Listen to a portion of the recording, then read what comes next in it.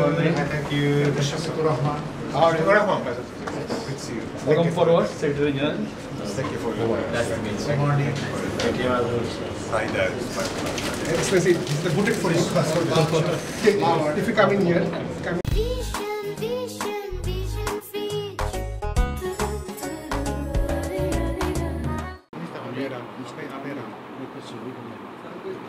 Honorable Japan Ambassador Saida Shinichi, Ambassador of Japan, Bangladesh Jamaat ইসলামের সম্মানিত আমির জামাত doctor Shafiqur রহমানের সঙ্গে সৌজন্য সাক্ষাতে তিনি আমাদের অফিসে এসেছিলেন।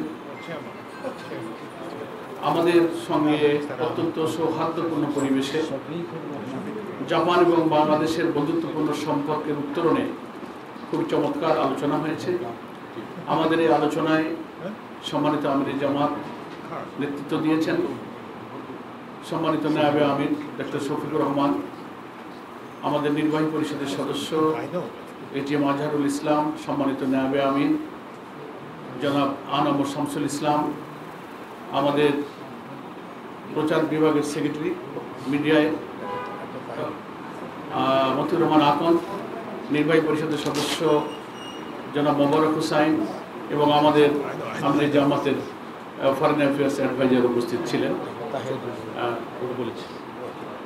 আমি সাংবাদিক বন্ধুদেরকে ধন্যবাদ জানাচ্ছি এবং সম্মানিত আমির জামাত এবং অ্যাম্বাসেডর অফ জাপানের সঙ্গে যে সংক্ষিপ্ত আলোচনা হয়েছে সে সম্পর্কে আমি একটা শর্ট ব্রিফ আপনাদের জন্য পেশ করছি। উভয়ই পারস্পরিক কুশল বিনিময় করেছেন। জাপান এবং বাংলাদেশের বন্ধুত্বপূর্ণ সম্পর্কের বিষয় সকলেই অত্যন্ত আনন্দ এবং কৃতজ্ঞতা প্রকাশ করেছেন। দুই দেশের মধ্যে যে বন্ধুত্বপূর্ণ সম্পর্ক সেগুলো আলোচিত হয়েছে। আমাদের পক্ষ থেকে বাংলাদেশ জামাত ইসলামের আমির, জামাত ইসলামী তার উদ্দেশ্য, লক্ষ্য, তার কার্যক্রম, স্বাধীনতার পর বাংলাদেশের 54 বছরের ইতিহাসে জামাত কীভাবে এদেশের জনগণের কল্যাণের, দেশ গঠনের কল্যাণে রাজনীতি করেছে সেই সংক্ষিপ্ত একটা ইতিহাস তিনি ওনার সামনে উপস্থাপন করেছেন। বিগত ফ্যাসিবাদী আমলে শেখ হাসিনার সরকারের হাতে জামাত ইসলামের উপরে কি জুলুম নির্যাতন নিপীড়ন চলেছে। আমাদের নিবন্ধন বাতিল হয়েছে, আমাদের প্রতীক নিষিদ্ধ হয়েছে, অফিস বন্ধ হয়েছে, আমাদের প্রিয় নেতৃবৃন্দকে ফাঁসিতে ঝুলিয়ে হত্যা করা হয়েছে, কারাগারে তারা মৃত্যুবরণ করেছে, রিমান্ড, ক্রস ফায়ার, আয়নাঘর, এইসব ইতিহাসের কথা তিনি তুলে ধরেছেন।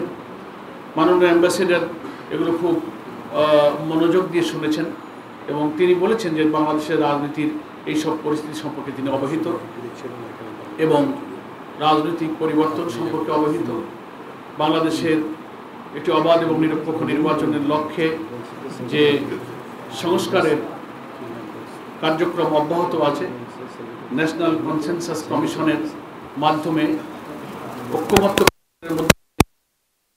গুরুত্বপূর্ণ ইস্যুতে যে সংস্কারের উদ্যোগ সকল রাজনৈতিক দলের সহযোগিতা এগিয়ে যাচ্ছে সে সম্পর্কেও তিনি অবহিত এবং তিনি কিছু প্রশ্ন করে এসব বিষয়ে আমাদের সংবিধানের পরিবর্তন, সংস্কারের মেজর ইস্যুগুলো কিভাবে আমরা কার্যকর করব সেই সব উপায় এবং পথপন্থা সম্পর্কে তার আগ্রহ ব্যক্ত করেছেন। আমরা আমাদের দলীয় পলিসির ভিত্তিতে যে সমস্ত রিফর্ম প্রপোজাল গভর্নমেন্টকে দিয়েছি তার ভিত্তিতে আমরা তার জবাব দিয়েছি।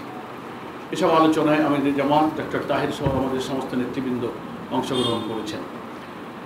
আমাদের আমির জামাত বাংলাদেশ এবং জাপানের শিল্প, বাণিজ্য, ব্যবসার ক্ষেত্রে উভয়ের সাথে আমরা কিভাবে আরও সমৃদ্ধ হতে পারি, উত্তরোত্তর অগ্রগতি হতে পারে, আমদানি রপ্তানি পণ্যের ব্যাপারে আমরা কি করতে পারি সে বিষয়ে আমাদের মাননীয় অ্যাম্বাসেডরের সাথে মত বিনিময় করেছেন।